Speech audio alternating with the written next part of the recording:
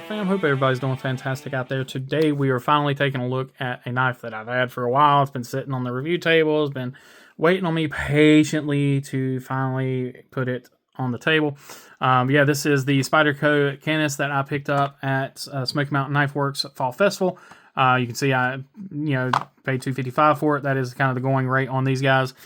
Very well built knife, so really no complaints on the price tag. Yeah, I wish it was USA made at that price, but again, not really too mad at it. Let's go ahead and take a look at this beautiful freaking blade. So this is, again, the Spyderco Canis. It is a Kelly McCann design, 3.4 inches, 8.1 inches, 4.1 ounces, T8 hardware all the way around, 4-way reversible clip. This wicked modified Warncliffe with this really crazy swedge cutout. And now this knife is a knife that was made for social work. So you guys know what that means, hopefully. But yeah, this was meant for a defensive knife. It is a Taiwan-made Spyderco. Handle material, looking at a carbon fiber G10 laminate. So it is carbon fiber. I believe it is just laminated with or over G10. It gives a lot of texture and it keeps it really nice and lightweight. I really enjoy this knife. It's probably got one of the better actions of any of the Spydercos I picked up out of the box. This thing just absolutely feels like it's on bearings. I actually haven't taken it apart to check, but from everything I understand, I don't think it is. But maybe we'll take it apart here. I don't know, but it looks like it might be because it's so much thicker down in there. But I don't know. You guys tell me what y'all think, or if you know for sure. It looks like phosphor bronze bushings, but I don't know.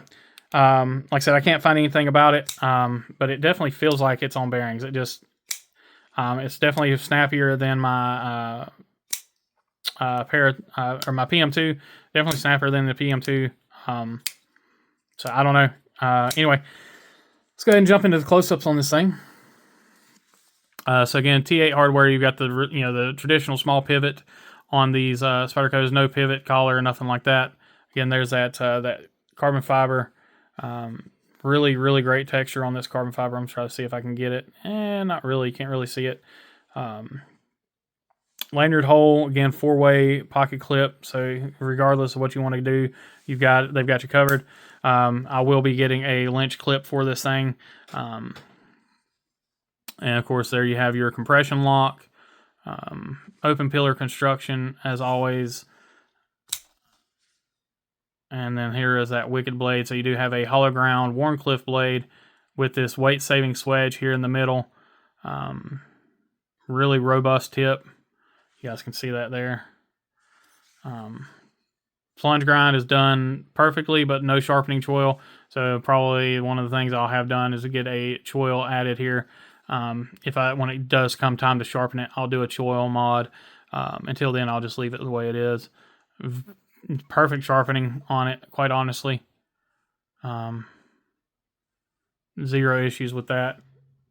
There's that tip. It is absolutely perfect. There you can see that. Branding, all you've got is the Spyderco. You got the bug there, the spider there, the Spyderco CPM S35. There's your Taichung Taiwan, and then the Kelly McCann signature. And I just shaved a little bit of skin off my finger. Oh my goodness. So yeah, this thing is insanely sharp. These, like I said, these guys going rate on these are right around $250, $255. I'm sure you can probably find them cheaper, especially on the secondary. But it's not one that I see pop up very often. It's not as popular as the Yojimbos and the Yojumbos. But I think this is one that's very much slept on. Like I said, the action is phenomenal. It's got a freaking wicked blade. I took some absolutely gorgeous pictures with this thing. I'll pop those pictures up right here, but this thing photographs really well. The The grind is done extremely well on it. The satin, the grind lines just look phenomenal. Detent's done really well here. Ergonomics, again, it's just phenomenal. It locks your hand in really well. That thumb ramp with the jimping, just perfect. Like this is my favorite Spyderco. Yeah, I had the PM2 on my grill list, the Warncliffe PM2 to be exact, on my grill list for quite a while.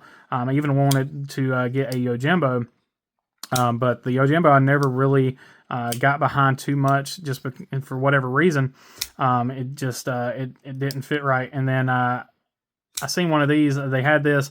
I've been looking at them for a long time, but I've never gotten to have one in hand. And for whatever reason, I just never had the chance to pick one up at Blade Show and try it out.